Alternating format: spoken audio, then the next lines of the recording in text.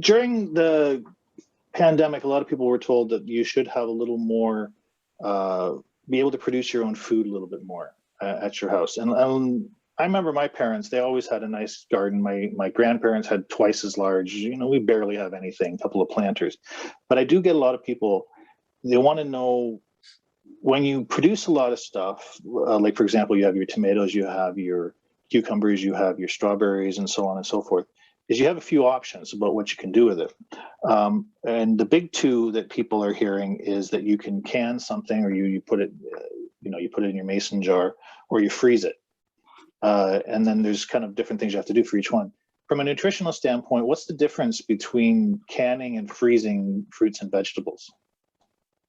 Yeah, canning would be, you have to preserve it with something, so it would contain some type of sodium. So that's the main, drawback to canning. It obviously lasts longer. So if you have a big production of, your own homegrown things, and obviously it changes the taste too. So canning can do that. But yeah, definitely the sodium would go up in it. Freezing is good, especially if you freeze it right away. Because if you think about frozen vegetables, like usually they're frozen at the time of ripeness, so you're still retaining all the nutrients, but then they would expire within a certain time, and it's more of like a quality thing too. If they start to get freezer burn, like you want to still eat them within a few months of freezing them. So, but they can definitely be convenient. I use combination, probably mostly if I can, fresh, and then frozen, and then canned, kind of in that order, and that's what I was taught to, at least with making recommendations. But yeah, it depends on your budget too, because canned is definitely the most affordable for a person. So what's your favorite preserve?